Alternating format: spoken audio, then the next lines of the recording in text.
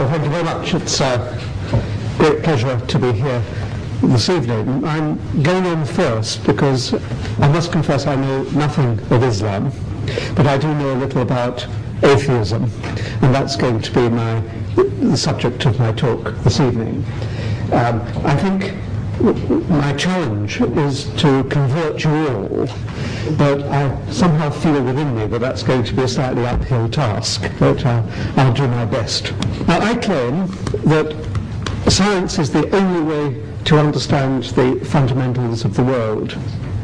That includes understanding its physical structure and origin, the action and events that pervade the world, and the attitudes and principles that govern human behavior. I'd even go so far as to claim that science can provide an understanding of aesthetic appreciation and religious belief. Now, it may be discomforting for you, but I also believe that modern science provides evidence that can be assembled into an argument that disproves the existence of God. Now, these are strongish claims, and they hit at the very foundations of religious belief, and some would say the structure and stability of societies. Now, clearly I need to present some kind of argument to support them. Now, my argument may offend some and be seen by others to be a manifestation of a cardinal sin of pride. I'm here, though, at your invitation to present my honest thoughts. I can present them either obscured or plain, without obfuscation, and I've chosen the latter in the hope that it will stimulate debate. I apologize in advance if in fact I do offend. My purpose is not to offend, but to contribute to the pursuit of truth. First, I'll deal with the scientific and religious methods of exploration of this universe. As far as I can see, that there's only one point of similarity between science and religion. They both claim to search for truth. However, their methods for implementing the search could hardly be more different. Religion is a private pursuit of truth, driven by internal revelation and guided by authority. Religion is largely a culturally conditioned journey of sentimental wishful thinking. Not the least of the evidence for this view is the fact that the religion that a person adopts is commonly that of his parents and the community in which he has grown. If there were one true religion, it would be universal, not needing to be made universal by warfare, battle, and conquest, but simply become universal by joyful acceptance. Religious belief is imposed on individuals by the cultural milieu of their environment, by the social practices of their families and communities. In contrast, science is a public pursuit of truth. It's guided by publicly executed experiments under controlled conditions. Science is transnational and transcultural. It's certainly the case that science has grown from Eastern roots that came forth in Babylon and Arabia, flowing into Western consciousness mainly through Greece, Italy, and Spain.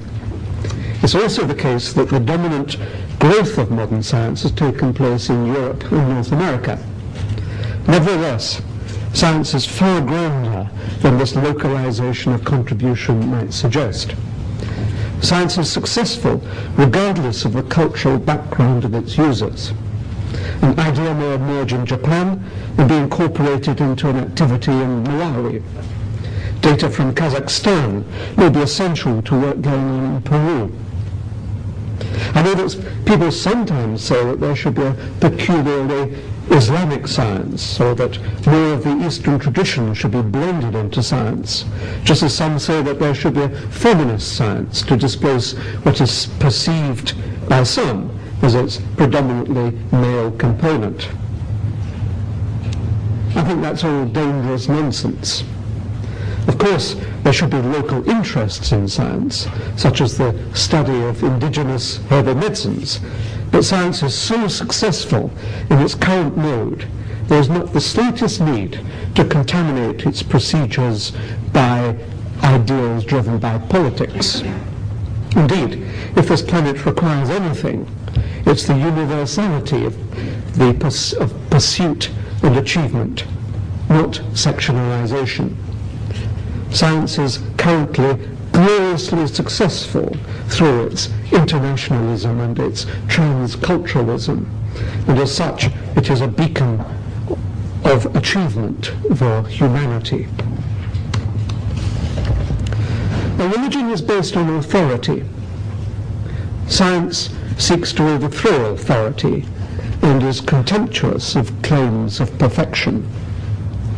Religion encourages conformity, because that is the better way to achieve control. And as I shall comment on further, control is the central aim of institutionalized religion.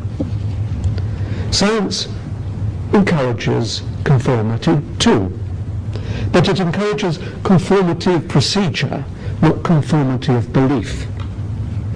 It has learned that controlled experimentation, allied with the strict regime of mathematical formulation and peer review, has brought it to its currently preeminent position as a mode of elucidating and understanding. But that is the extent of its respect for authority. Scientific research is a ceaseless search for flaws in purported authority and for the overthrow of the past. Look at the extraordinary revelations about the nature of the physical world that stemmed from Newton's overthrowing of Aristotle, from Einstein's overthrowing of Newton, and of Heisenberg's and Schrödinger's overthrowing of the lot of them. If science had held that belief in authority was essential, then science would be stuck in the past, if I may add, like religion is today. We'll say a few words about the domain of elucidation open to science. There's another really dimension, I suppose, in the difference between religion and science. Religion has contempt for the power of human understanding. It asserts that we are simply intellectually too puny to understand the deep questions of existence. Religion claims to hold the keys to the elucidation of our role in the universe, to the spiritual dimensions of our life, to human deportment, to human enjoyment. It claims in its various manifestations to offer solace, purpose, and some kind of reason. Religion then asserts that that is its domain, and science has nothing to add. It goes on to say that whereas we humans may struggle to understand the mind of God and comprehend his works, we are intellectually incompetent to do so. True understanding will come only with death and incorporation, for the lucky ones at least, in some kind of paradise. Thus it is that religion is contemptuous of humanity, for it supposes that there is a limit to man's understanding of his condition. Science, on the other hand, respects the human condition. It shows that the human mind is such a powerful instrument of discovery that it appears to be capable of complete understanding. How ironical it is that religion, which purports to be the spiritual ally of humanity, denigrates its potential, whereas science, which opponents claim cannot tread in the spiritual dimension, respects, encourages, and exposes the awesome power of human comprehension. Science is unsurpassed. I think I can be confident that everyone here agrees in its ability to deal with the physical world, to make predictions, not all of them right, to build aircraft, to build televisions, to unravel the biophysical and biochemical foundations and intricacies of life.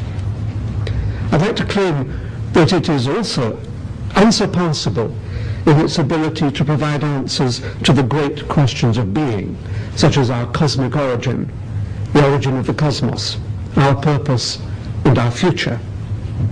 It can also elucidate, I believe, the distinction between right and wrong. Indeed, in my view, there is nothing that science cannot elucidate in a manner, this is most important, that is open to human comprehension, which means, of course, comprehension this side of the grave. I want to say a few words about the contribution that religion and science have made to our comprehension of the human condition. I'll deal with our origin, our behavior, and our future. Religion has contributed nothing to our understanding of the origin of the universe. The assertion that God made it contributes nothing to our understanding other than the false impression that it is an explanation. It has admittedly inspired some quite neat art. All religious explanations are myths, driven by the urge to fill the vacuum of understanding. Science, too, cannot explain yet the origin of the universe, but it's edging forward into the past and uncovering the clues that will lead to a full understanding. Look how far we've come in 100 years of scientific effort. In contrast, I might add, to the total lack of progress after the several thousand years of religious effort. The 20th century has seen the discovery that the universe is expanding. It's funny that that's not mentioned, as far as I know, in any religious book. The confirmation of the Big Bang, the beginning of the universe, and the formulation of theories that take us back to almost a trillionth of a second of that inception. All that has been achieved in less than 100 years. Currently, I admit, we're a bit stuck. But scientists are quite clear about what they have to do to achieve progress and push that trillionth of a second down to zero. The beauty of this enormous intellectual achievement is that it is open to inspection, it's not a private mystery, and that has been achieved without the intervention of a god. Now, once the universe exists, then it's not in the least surprising that planetary systems form and in due course become, through the awesome, purposeless, unconscious power of natural selection, populated by organisms that can reflect on their own origin. Contrary to religious texts, there is no evidence of design. In fact, the evidence gathered by science is contrary to there being design, particularly in the realm of evolution. The religious texts that claim design as the origin of the biosphere are just plain wrong. Well, I suppose some might claim that to have anticipated at least some aspects of what science is establishing.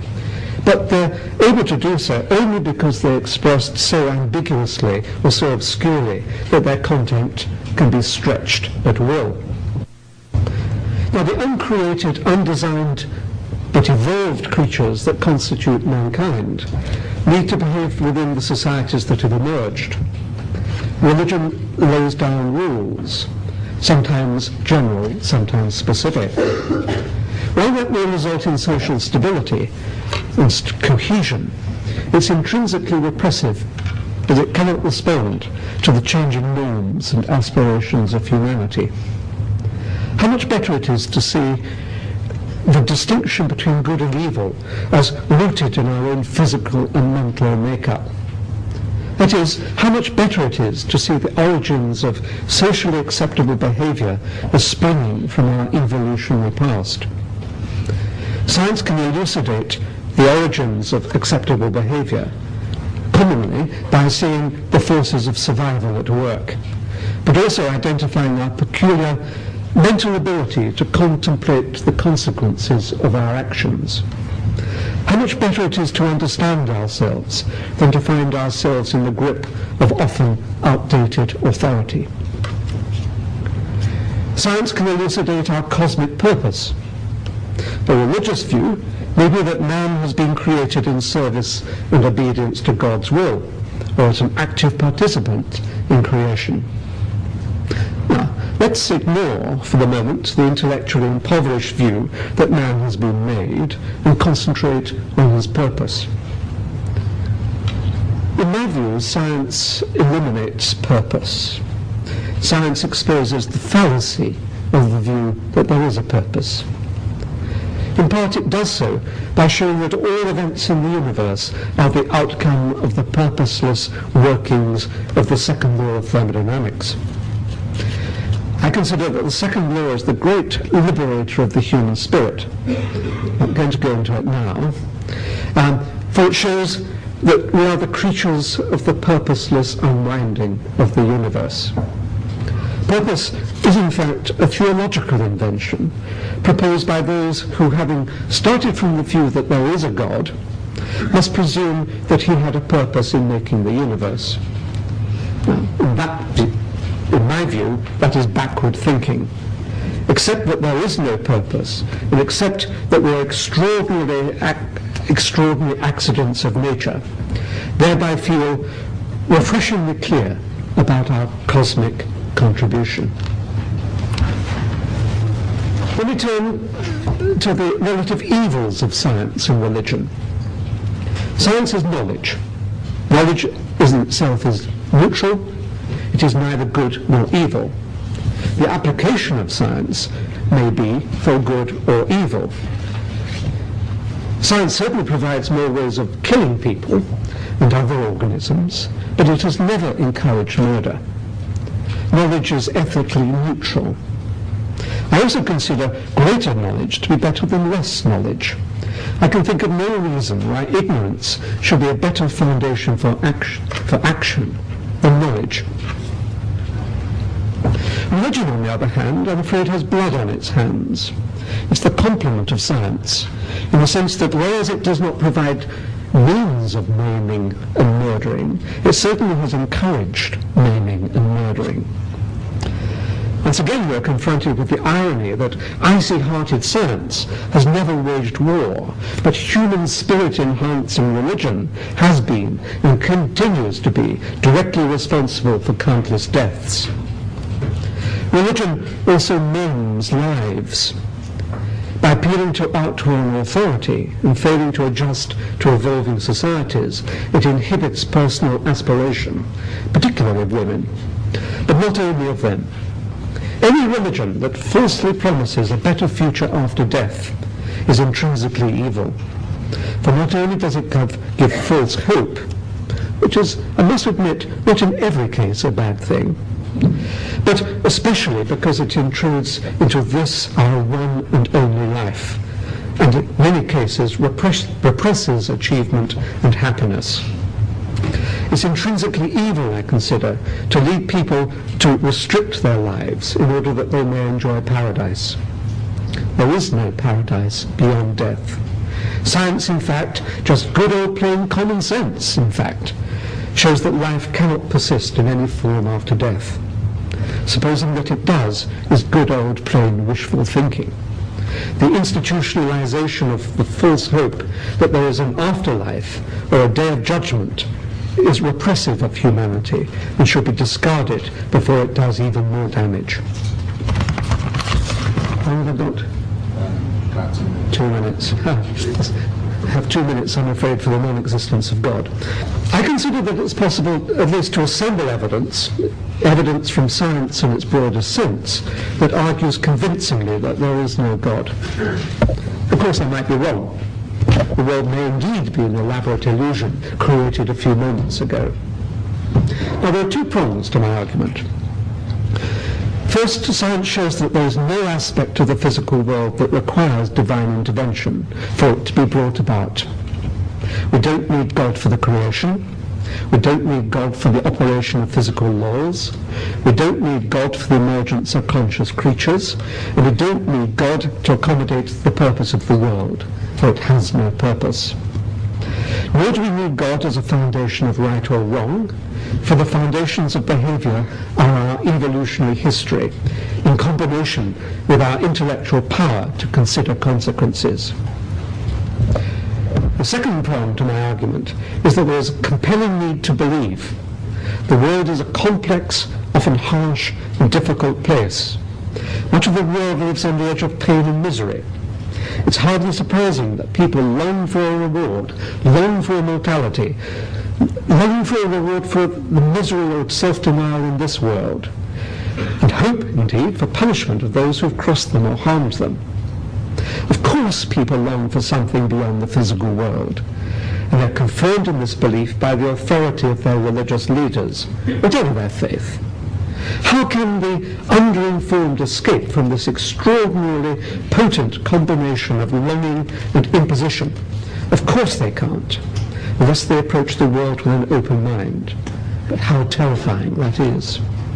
In short, a God is unnecessary for accounting for any aspect of existence, for people long for the comfort of a super being. I consider that those two aspects point inescapably to the non-existence of a God, particularly when allied to the fact that there is no evidence in favor of there being one. I have to conclude that science is a glorious achievement of the human intellect. It grew out of religion and should be regarded as surpassing it and replacing it as a means of understanding the nature of the world. It is only the institutionalization of sentiment and fear and an inclination to accept easy answers rather than do the hard work demanded by science that keeps religion alive. Religions provide meaningless but culturally localized answers in terms of an unknowable complexity. Science provides meaningful answers that transcend cultures in terms of a knowable simplicity. Of the two pursuits after truth, only science respects the power and wonder of the human intellect, and I commend it to you as the path to truth. Thank you.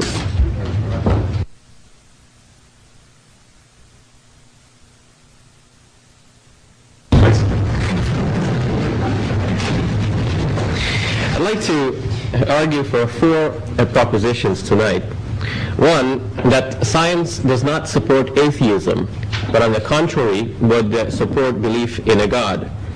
Two, we need both science and religion. That science and religion are two ways of looking at life, and we need both in order to have a more holistic approach.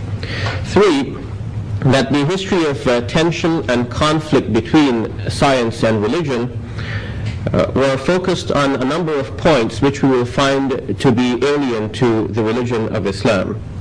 And four, I would like to show that there is a harmony between Islam on the one hand and science on the other hand, thus making it possible for young thinking university students and university professors to believe in God even in the modern times. Well, let's go to the first proposition then. I'd like to show that science does not support atheism, but rather it would support a belief in God. First, science cannot deny the existence of God. The scientific method rigorously applied has to deal with things which are observable, and by definition God is not observable. Hence, science has no way of disproving the existence of God. The most one can do is to say, well, we know why people believed in God. We can retrace in history that people, perhaps out of fear, perhaps out of their upbringing, they believed in God. But let's take these points one at a time. Is it right to say that because people might have believed through fear, therefore God doesn't exist? In fact, even if people believed it for the wrong reason, God may still exist. So proving the reason to be not a good one does not disprove the contention itself. Otherwise, we fall into what is called the genetic fallacy, explaining the truth or falsity of an idea based on the origin of the idea. That doesn't work. Second, one may say, well, it is because of your upbringing. Again, that is committing the genetic fallacy. In fact, you may say that those